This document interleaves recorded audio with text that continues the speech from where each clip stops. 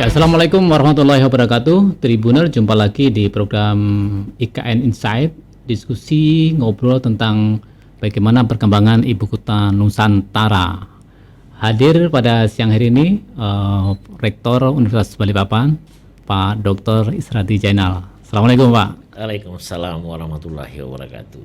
Kenapa Pak Isradi? Karena beliau ini sangat paham proses perjalanan ibu kota Nusantara nih Pak Isradi. Beliau adalah pernah sebagai tim ahli, tim transisi otorita IKN, dan sepertinya sampai sekarang masih bolak-balik ke ibu kota Nusantara Pak Isradi. Masih bolak-balik terus masih diskusi terus, terakhir dengan Pak Jimli Asidiki dengan kepala otorita, macam-macam gitu semua. Ya, Tribuner, baru-baru ini Presiden mengeluarkan peraturan Presiden nomor 79 2025, diantaranya tentang IKN sebagai ibu kota politik. Nah, nanti kita akan diskusi apa itu ibu kota politik di tahun 2028, artinya masih ada waktu 3 tahun lagi, dan sejauh mana progres pembangunan ibu kota Nusantara. Kalau kita lihat sekarang ini kan pembangunan kawasan Istana Presiden, kemudian beberapa infrastruktur kantor Kementerian Kemenko sudah berdiri. Dan kalau tidak salah dalam beberapa hari nanti itu ada groundbreaking pembangunan kawasan legislatif. Ya. Begitu Pak Rektor, mungkin update supaya Tribunnya juga paham sejauh mana perkembangan pembangunan ibu kota Nusantara sekarang ini. Ya, jadi terkait perkembangan, jadi dalam 2 minggu terakhir ini saya kebetulan ada di IKN. Ya. Yang pertama mendampingi mahasiswa seluruh Indonesia dari UI, UGM, Unhas, kemudian Unsri, macam-macam Unair, untuk melihat dari dekat bagaimana perkembangan ibu kota Nusantara. Jadi saat itu kita berkeliling ke masjid IKN. Ya. Kemudian mereka mendarat sebagian besar di Bandar Nusantara. Yang di Sepaku. Ya, di Sepaku. Karena awalnya mereka sama-sama Pak Wakil Presiden, akan tetapi ada masalah di Sumatera, ada bencana, sehingga mahasiswa aja yang ada ke sini didampingi staf khusus Wakil Presiden. Kemudian kami juga ke Istana Wakil Presiden yang sudah selesai tahun ini. Kemudian ke Istana Negara dan masuk ke dalam. Terus yang kedua, kemarin bersama dengan Lemhanas, kebetulan IKA Lemhanas Kaltim melaksanakan kegiatan, itu kami juga tampil sebagai narasumber. Jadi awalnya kami, kemudian Ketua Lemhanas dan Kepala Otorita, yang kemudian diwakili oleh Prof. Dadan dari Lemhanas, kemudian Pak Alimuddin dari IKN. Otorita IKN. Kami juga sempat melihat kembali dari dekat IKN, kemudian menanam pohon secara bersama-sama dengan Lemhanas dan lain-lain. Begitu juga sebelumnya waktu ada mahasiswa kami dengan Pak Basuki. Nah, kalau mau bicara progresnya, ya kalau kita tahu kan, kalau bicara istana, kemudian yang ditargetkan di 2022-2024 itu kan hampir semuanya melampaui target. Yeah. Ya, kalau di 2024 itu dinyatakan kita akan membangun istana, kantor Kemenko, kantor-kantor pendukung. Ya, ternyata ada yang plusnya. Ada beberapa rumah sakit dibuat dan selesai. Iya, betul. Kemudian Masjid juga sudah mulai. Ada beberapa hotel juga. Nah, itu jadi kalau misalnya bicara klaster 2022-2024 di tahap 1 itu melampaui target.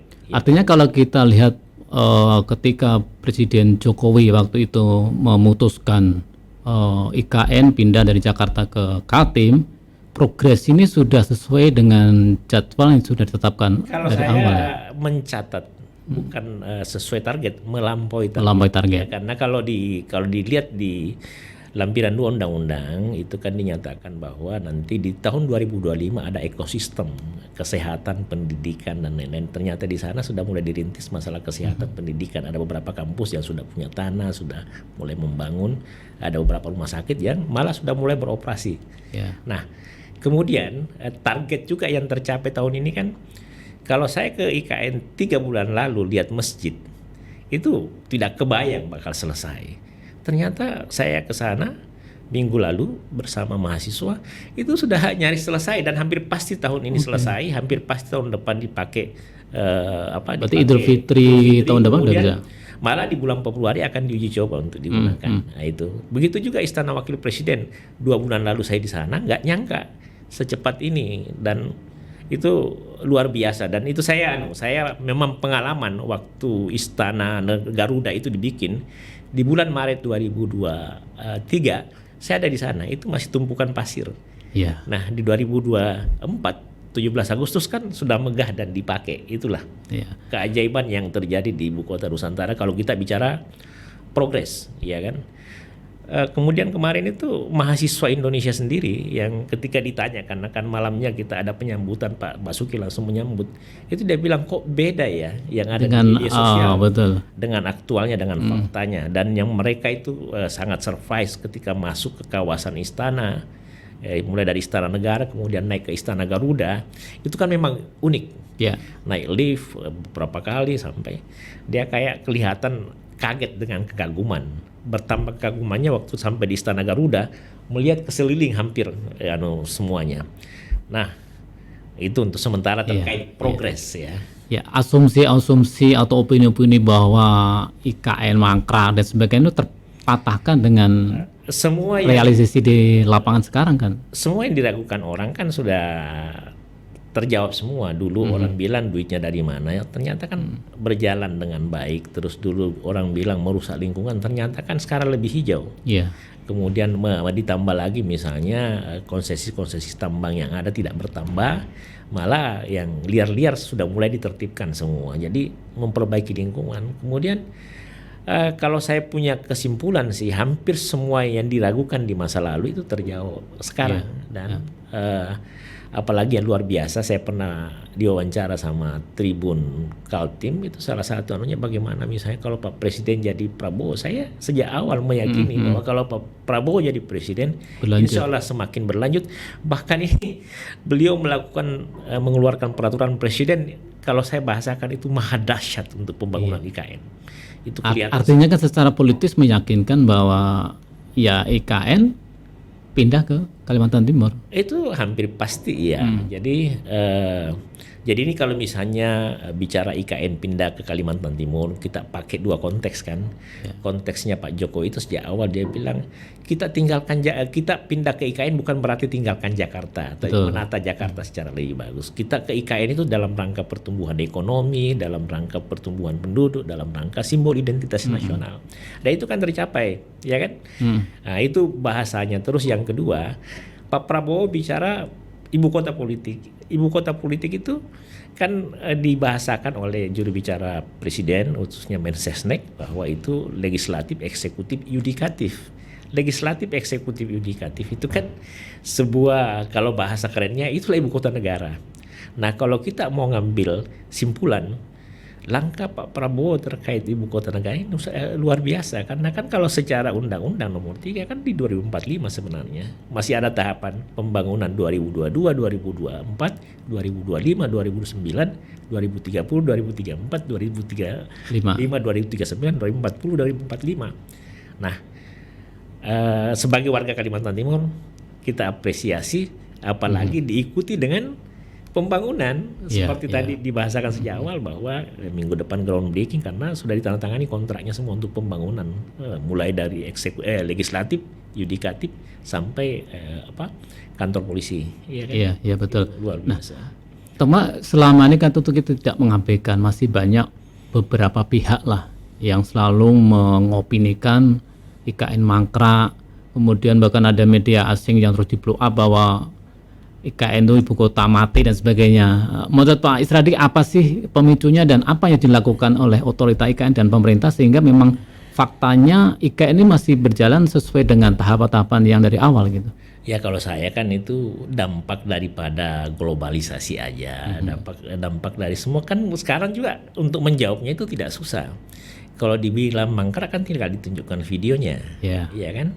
Hanya kan sekarang kebijakan di otorita itu, di pihak-pihak proyek di sana, dia tidak mau mengekspos pembangunan itu karena takut dibilang ada yang mangkrak, ada yang tidak. Padahal kalau menurut saya tidak ada masalah, tunjukkan. Kalau ada yang bilang mangkrak, perlihatkan videonya bahwa tidak mangkrak. Terus kalau misalnya ini belum selesai, lihat aja bahwa kan ada perencanaan proyek. Iya, betul. Misalnya perencanaan proyek misalnya di bulan Juli seharusnya 70% dan itu misalnya baru 60%, sampaikan apa adanya, kendalanya apa. Tapi kalau misalnya kalau saya lihat dari selama ini, kalau dirata-ratakan semua lebih banyak yang melampaui target daripada yang tidak. Saya tidak pernah khawatir dengan apa yang diberitakan orang, karena kan sekarang zamannya data. Iya, Ya betul. kan? Kalau orang misalnya seorang pengamat yang berbasis data itu akan tenang, ya kan. Saya sampai hari ini belum mendapatkan atau melihat pertanyaan yang bisa menggugurkan pemindahan IKN dalam arti ibu kota pemerintahan, ya kan. Iya. Karena memang secara undang-undang jelas, artinya secara legal formal pun dengan terbitnya Perpres nomor 79 itu kan membuktikan bahwa pemerintah Presiden Prabowo pun serius untuk memindahkan ibu kota itu ke Kalimantan Timur. Kalau saya bahasa akan melihat Perpres itu bukan lagi serius, sangat serius. Sangat serius. Jadi bukan saja Pak Prabowo tapi memang negara dan bangsa. Jadi kita sekarang kalau bicara misalnya IKN itu bicara bangsa Indonesia. Karena kenapa? IKN itu dihasilkan melalui undang-undang. Undang-undang itu ditetapkan oleh Presiden dan DPR kemudian atas nama bangsa Indonesia. Kalau bicara IKN, kita kan sudah ada Undang-Undang Nomor 3 tahun 2022 yang menyatakan Ibu Kota Nusantara. Kemudian diperbaiki atau diperbaharui dengan Undang-Undang Nomor 21 tahun 2023. Nah, itu juga masih keren lagi. Kemudian ada lagi Undang-Undang Nomor 2 tahun 2024 tentang Jakarta sebagai daerah khusus Jakarta. Jadi kalau secara dihapus Jakarta, tapi di aturan peralihan masih menyatakan bahwa selama keputusan Presiden belum ada, maka Jakarta sebagai ibu kota, ya kan? Ada banyak, kemudian ditambah lagi nih 2025 nomor 79 tahun 2025 dari Pak Presiden Prabowo. Itu kan semakin dia semakin menguatkan bahasa eksekutif, legislatif dan itu luar biasa. Nah, ini ada saya mau kasih catatan. Kalau bicara ibu kota negara, ya kita kan bisa benchmark ke luar negeri. Jangankan misalnya legislatif dan yudikatif di sini, sekarang saja misalnya eksekutif pindah ke sini itu sudah ibu kota negara. Betul. Iya kan? Contohnya apa? Contohnya Afrika Selatan itu punya ibu kota. Ada ibu kota eksekutif, legislatif dan yudikatif. Nah, yang dahsyat ini legislatif, eksekutif, yudikatif itu keren, iya kan? Ya. Nah, makanya saya dalam berbagai diskusi sebenarnya kalau saya bilang secara undang-undang selesai sudah ini. Tinggal bagaimana ini satu hal, bagaimana kita tidak rasa gerusu berpindah dengan anu aja. Lihat sikon semua betul-betul ini kain harus dipersiapkan secara matang, khususnya yang terkait dengan SDM, ya kan. Di IKN tidak boleh ada kesenjangan, ada inklusif. Menarik Pak opini dari Pak Rektor Pak Israndi terkait Indonesia One Nation Two Capitals. Artinya kan tadi bahwa negara bisa aja dua ibu kota, yaitu di Jakarta dan di Kalimantan Timur. Bahkan termasuk ketika misal di 2028 ibu kota politik itu belum terpenuhi, artinya ada tahapan-tahapan yang bisa dilakukan oleh pemerintah. Bisa dijelaskan Pak Isradi? Iya, jadi yang pertama saya mau sampaikan ya, kan kita ini kalau bicara ibu kota negara, kita kan pernah mengalami yang namanya perpindahan ibu kota pemerintahan. Ya. Pemerintah kita bisa berpindah, sudah pernah berpindah dari ke Jogja, kemudian ke Bukit Tinggi. Ya kan, itu hal biasa dan itu bisa dilakukan pada saat termasuk belum istana presiden pun di mana-mana. Iya, itu sudah pernah. Jadi bukan. Terus yang kedua, kalau fakta sejarah waktu Republik Indonesia Serikat, kan Republik Indonesia Jakarta, kemudian negara Indonesia Timur Makassar ibu kotanya, ya kan. Jadi kalau saya itu hal biasa. Terus yang ketiga, kalau kita lihat juga faktanya sekarang kan sebenarnya secara konstitusional ibu kotanya Nusantara, tapi secara de facto Jakarta. Terus juga kan sebenarnya kita ada dua konsep awal itu yang mesti diketahui semua orang. Kita tinggalkan Jakarta kan dalam rangka juga memperbaiki Jakarta, mengupgrade Jakarta. baik di undang-undang terkait IKN maupun undang-undang Jakarta. Misalnya bahkan dirancang menjadi ibu kota Asia Tenggara lah, ya biar semakin keren. Kita juga dengan perpindahan itu Jakarta juga semakin mantap. Misalnya kalau sekarang macet, ke depan tidak terlalu macet dengan cara menguraikan. Pak Prabowo kemudian secara tersirat Pak Jokowi juga itu kan sudah beberapa kali menyatakan Jakarta tetap kota bisnis dan ekonomi. ibu Kemudian kota global. Ya, ibu kota global. Terus IKN Nusantara pusat pemerintahan. Nah, kalau bicara pusat pemerintahan dulu kan itu konotasinya eksekutif. Nah, ini ditambah Pak Prabowo legislatif dan yudikatif. Nah, kalau saya, kenapa saya berpikir one nation two capitals itu sebagai tahapan kan di undang-undang kan dinyatakan 2045 setelah 100 tahun Indonesia merdeka.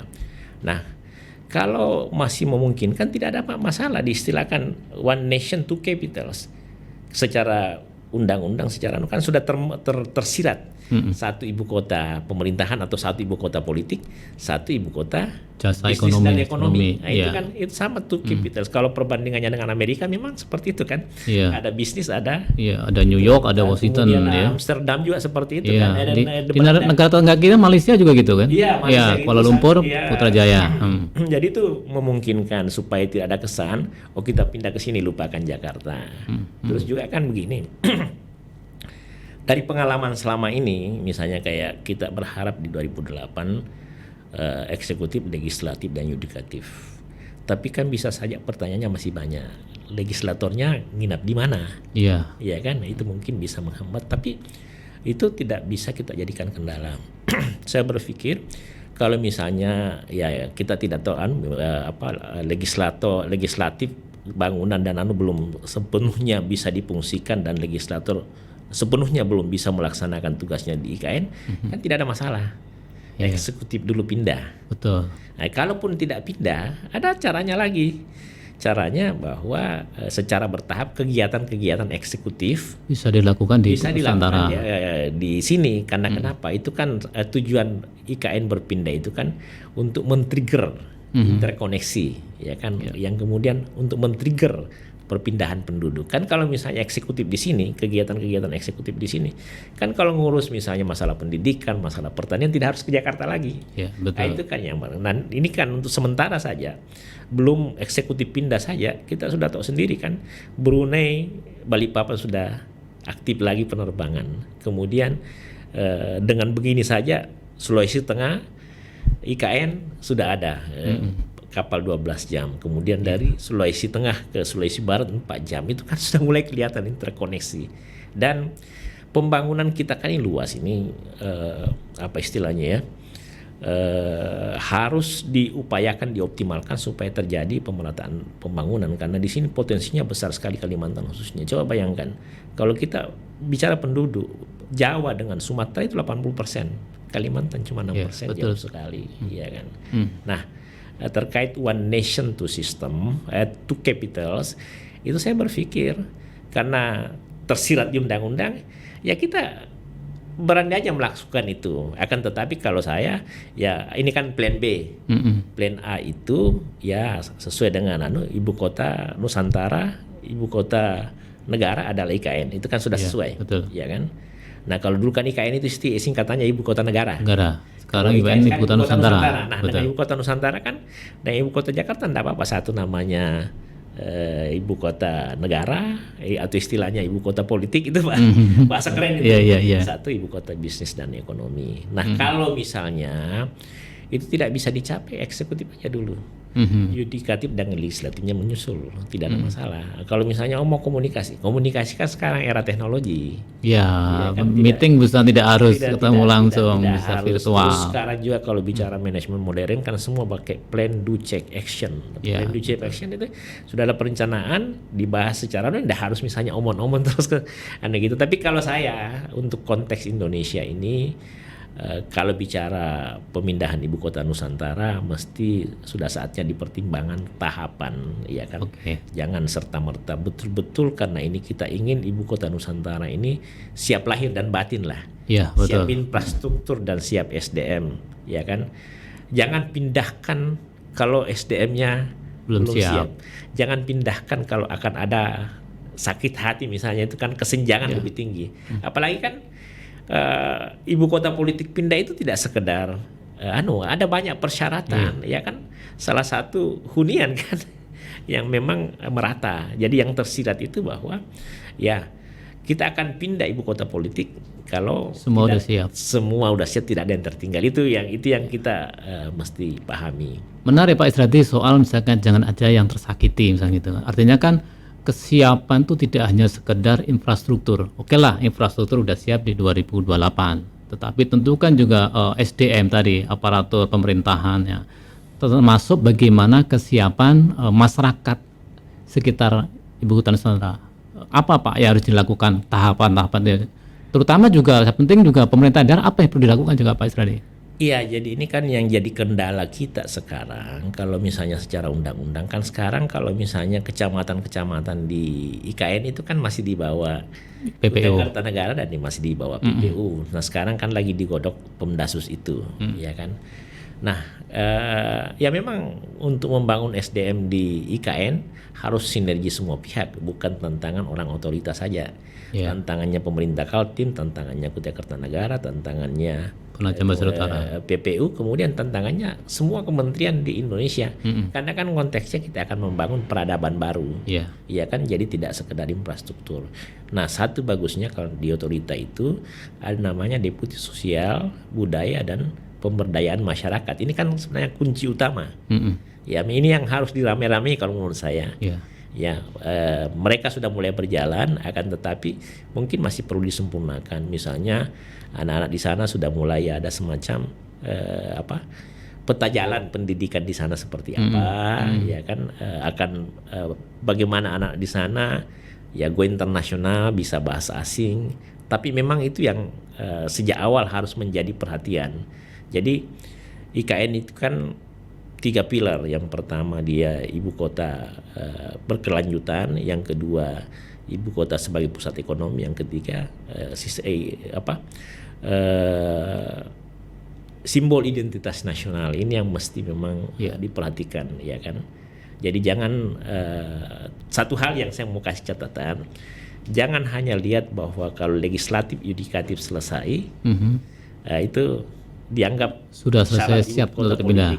Itu kan tidak, di peraturan presiden juga kan tidak nyatakan gitu. Ada syarat-syarat tambahan lain ya, yang bahasa kalau kita simpulkan itu sebenarnya di peraturan presiden menyatakan ya kalau konsep keadilan itu sudah mulai tercipta, barulah kita pindah. Itu kalau kita garis bawahi secara detail itu kan kelihatan mulai dari bicara hunian, bicara smart, ya kan, itu konteksnya. Terpenting juga kan Pak, kesiapan masyarakat lokal ya. Kalau dulu awal-awal kita sama-sama ikutin lah. Dulu kan awal-awal IKN mau dipindahkan ke Kaltim itu kan ada pelatihan, berbagai pelatihan, termasuk tadi misalkan bahasa Inggris, pelatihan di UMKM. Sejauh ini seperti apa Pak menurut pengamatan Pak Isradi? Tetap dilaksanakan sesuai skema, karena kan mereka itu sudah ada planning yang sudah direncanakan. Jadi kan saya dulu kebetulan tim ahli literasi IKN, kemudian aktif di bidang sosial dan budaya juga. Nah sejak dulu kan itu IKN pertama kali dibangun yang saya saksikan yang pertama kali dibangun semua, dipanggil semua di bulan Juni tahun 2022 itu, dipanggil semua masyarakat yang punya tanah di IKN. Kemudian ada penjelasan bahwa IKN ini tidak akan menggusur, tapi mungkin menggeser, tidak akan merugikan, tapi menguntungkan. Itu kan semua tidak akan menyakiti anunya gitu. Semuanya akan diselesaikan dengan baik. Yang kemudian di belakang hari ada kan undang-undang nomor 23 memberi wewenang kepada kepala otorita untuk mengatur harga tanah gitu kan. Yang kemudian setahu saya dalam aplikasinya banyak masyarakat mulai diuntungkan, meskipun kita catat masih banyak masyarakat yang merasa belum harus seperti itu. Tapi dari segi keinginan saya juga masih menyaksikan di awal-awal IKN itu masih ada kita mengundang, siapa yang mau pelatihan gratis, ya kan, khususnya itu hanya memang komunikasi yang tidak lengkap sehingga belum semuanya, tapi keinginan itu ada. Bahkan dulu Menteri Naker Ida Fosi itu pernah datang, mau nggak dibangunkan BLK di sini, ya. Kemudian waktu itu karena fungsi IKN belum terlalu optimal, tidak ada yang menjawab itu kan. Kemudian kalau setahu saya bidang naker juga masuk untuk membangun. Jadi skema-skema itu ada keinginan, hanya memang mesti semua pihak yang ngerti terkait bagaimana pengembangan sumber daya manusia memberi masukan ke IKN. Selain misalnya IKN berjalan sendiri, juga memberi masukan. Satu hal yang kalau saya, kalau bercita-cita misalnya SDM-nya go internasional, atau misalnya di sana peradaban baru, di IKN itu mesti menjadi integrity zone, zona integritas. IKN itu mesti menjadi intellectual zone. Di perancangan itu ada namanya IKN sebagai kota inovasi. Ya jadikan juga innovation zone. Ya kan? Macam-macam seperti integrity, innovation, dan karena di sana itu smart, ya intelligent city, ya kan? Itu yang mesti. Jadi kalau terkait dengan orang, memang saya dulu bersama Kalimantan University Consortium, rektor-rektor Kalimantan, itu memang satu hal yang paling pertama yang kita bahas itu bahwa SDM jangan dilupa, ya kan?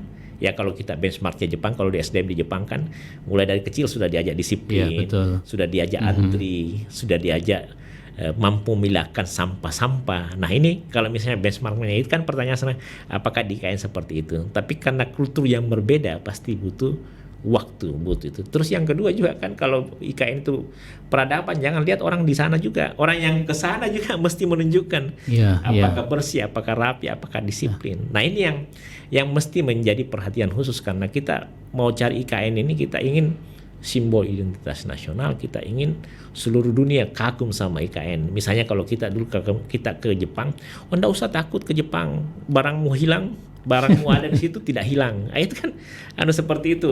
Itulah yang dimaksud dengan peradaban baru. Kita juga ada image. Oh kalau ke IKN enggak usah takut itu. Atau kalau misalnya gini sederhananya, kalau kamu ke apartemen IKN itu pasti bersih itu karena dipilah-pilah. Tapi kalau saya lihat upaya itu sudah mulai ada. Kalau kita di apartemen itu sudah mulai sampahnya supaya dipilah. Jangan tinggalkan AC-nya, harus matikan AC sebelum tinggalkan. Itu menuju smart, tatanan itu sudah mulai dilakukan. Tapi kan gini Pak, bayangan kita itu kan ada kan IKN itu sebuah negara modern, ya kan? Tadi sebutkan sebuah digital smart city gitu kan. Sementara kan di lingkungan IKN masyarakat sepaku dan sebagainya kan perlu adaptasi Pak. Artinya apa yang perlu disiapkan oleh masyarakat lokal sehingga jangan sampai tadi hanya sebagai penonton, hilir mudik orang luar masuk gitu kan. Iya, itu harus memberi perhatian penuh. Hanya memang secara bertahap. Sebenarnya sih kalau saya mencatat otoritas sudah melakukan itu. Hanya memang perlu optimal, perlu yang lain turun tangan, ya kan. Ya kalau saya bahasakan memang yang ini perlu waktu karena mengenai kultur. Tidak mudah merubah kultur masyarakat yang misalnya terbiasa tidak tertib menjadi tertib, terbiasa tidak disiplin menjadi disiplin, ya kan? Memang butuh proses, tapi itu harus kita lakukan. Nah, yang perlu dilakukan adalah ada semacam plan, do, check, action. Kalau misalnya secara infrastruktur ditargetkan 2022-2025 yang selesai ini. Kalau di sekitar SDM juga harus ada seperti itu. Misalnya kalau penduduk IKN ada sekian, ya kan? Yang dibina terkait binaan ini berapa persen, kemudian desa ini mana, desa ini, kemudian dievaluasi itu terlaksana dengan baik atau tidak, ya kan?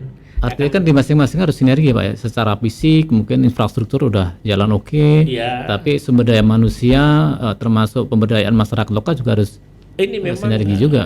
Memang salah satu kendala di mana di seluruh dunia SDM itu memang harus ekstra seperti itu. Jadi kalau kan mengenai kultur itu. Nah, inilah yang sebenarnya kita takutkan misalnya di tahun 2028 ibu kota siap secara infrastruktur tapi ibu kota tidak siap secara konsep.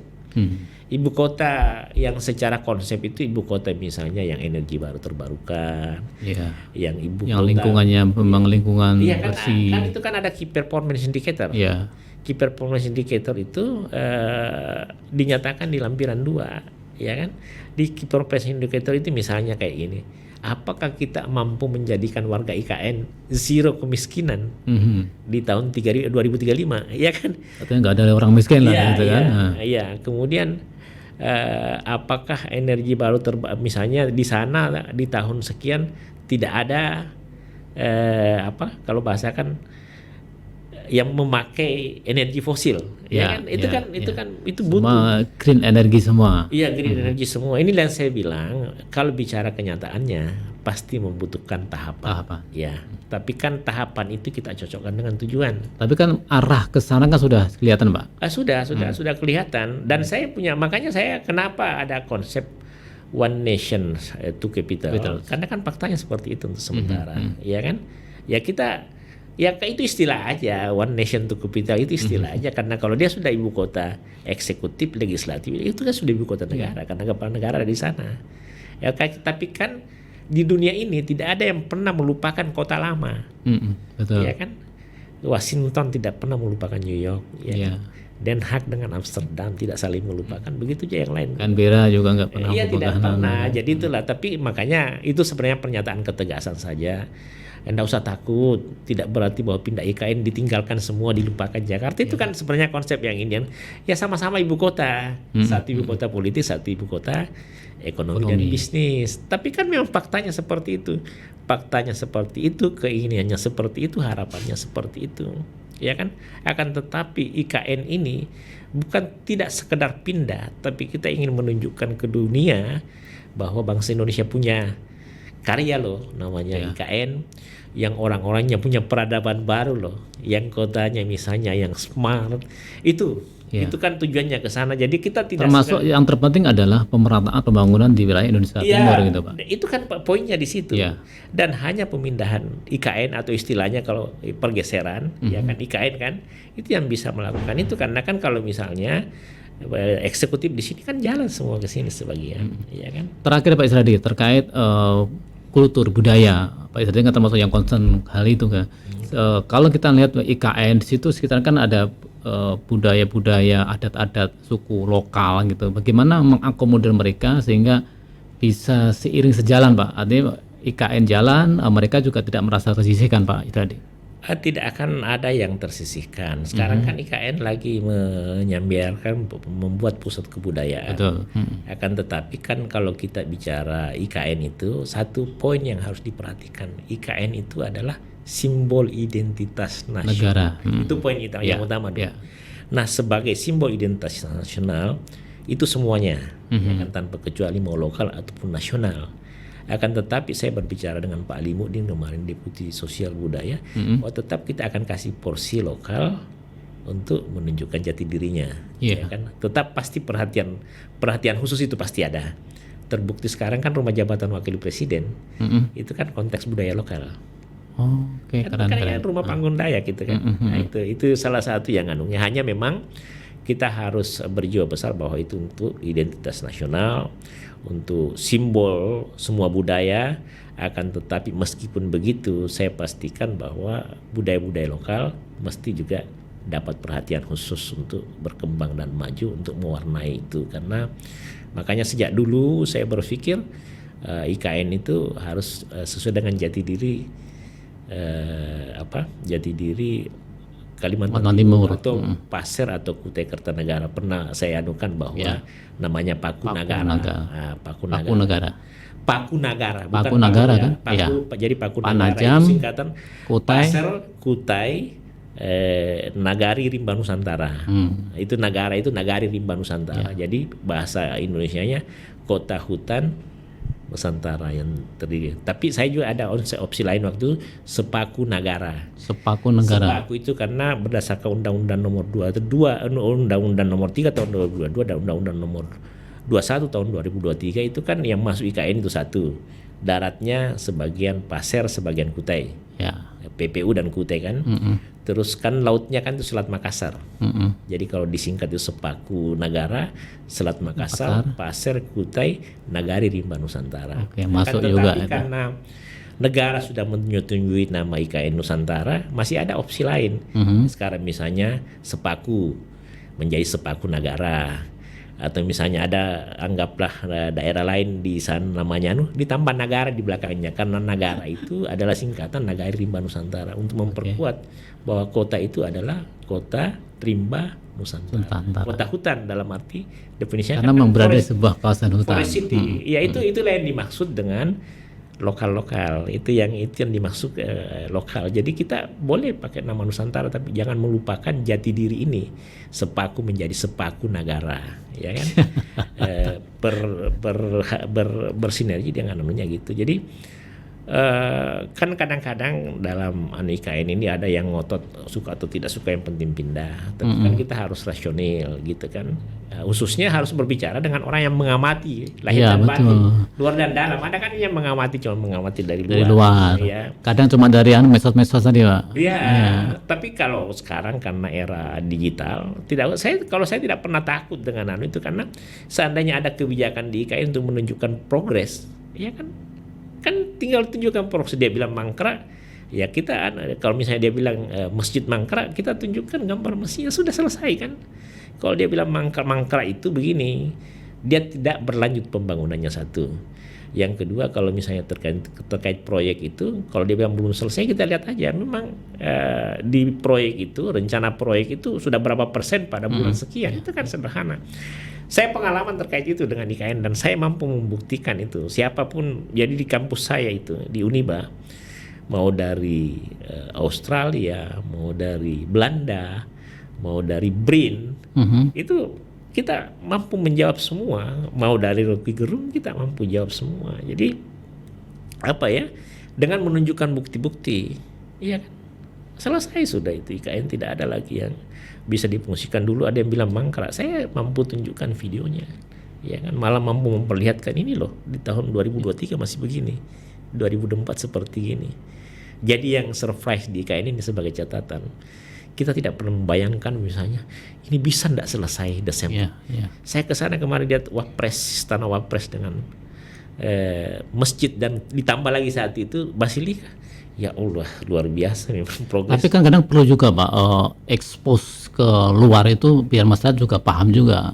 Mungkin masyarakat dari luar Kalimantan, Jawa, Sumatera, ternyata IKN memang sudah progresnya cukup bagus gitu kan. Jangan sampai ya kita kadang kan, ya mungkin saya misalkan ke Jakarta, mereka masih nanya juga gimana perkembangan IKN. Berarti kan secara eksplosif kan memang kurang juga, bahwa kita yang paham, yang tahu langsung memang bisa menyampaikan gitu loh. Iya, itulah yang terjadi di Indonesia sekarang.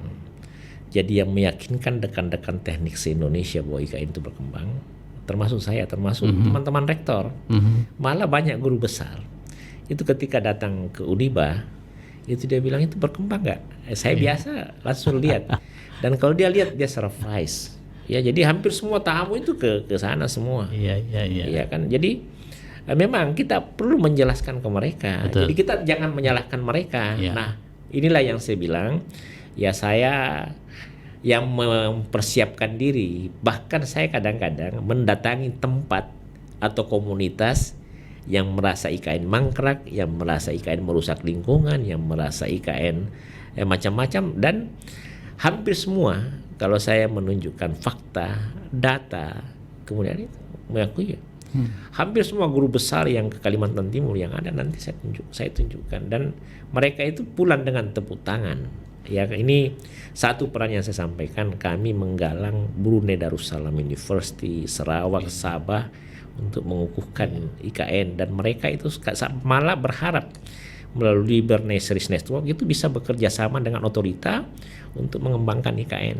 Kami juga menjadi narasumber penelitian-penelitian di Australia, Jerman, Belanda untuk mengukuhkannya gitu, hanya untuk meyakinkan mereka bahwa IKN itu. Dan alhamdulillah, saya belum ketemu orang, apakah itu guru besar, apakah itu dari kampus mana, itu yang tidak bertepuk tangan terkait IKN kalau saya sudah tunjukkan bukti, dan kalau perlu saya bawa ke sana. Gitu. Cuma sayangnya tidak banyak seperti Pak Isradi gitu kan. Saya yakin kalau Pak Isradi, saya yakin dan selalu dimanapun selalu mengkampanyekan IKN, bahkan kalau bisa sebut duta IKN Pak Isradi. Iya, jadi kan pasti orang IKN juga pasti ini organisasi datang ada Pak Pak Isra di Isradi. situ, Iya. ada Pak Isra. Tapi kan, Makanya yang jadi juru humasnya siapa?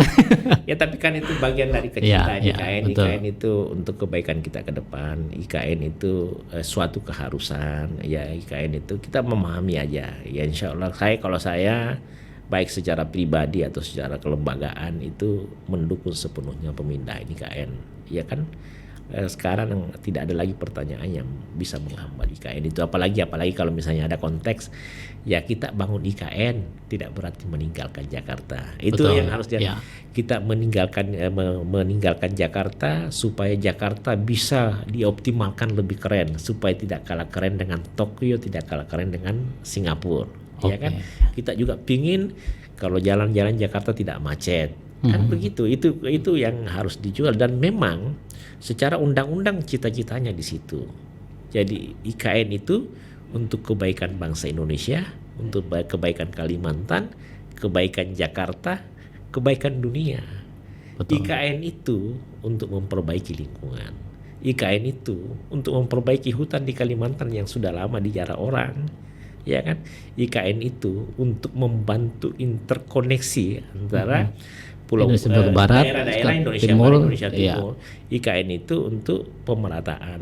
IKN itu untuk memperbaiki perbatasan antara Malaysia. Indonesia dengan Malaysia dan lain-lain. IKN itu untuk mengoptimalkan sumber daya supaya bisa dibagi. Jadi tidak ada satu niat pun sedikit yang jelek untuk IKN.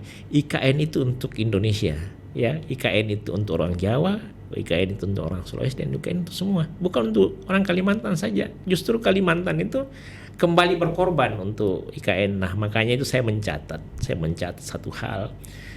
Kalimantan Timur, Kalimantan ini sudah terlalu banyak berkorban untuk Republik, Iya. ya kan.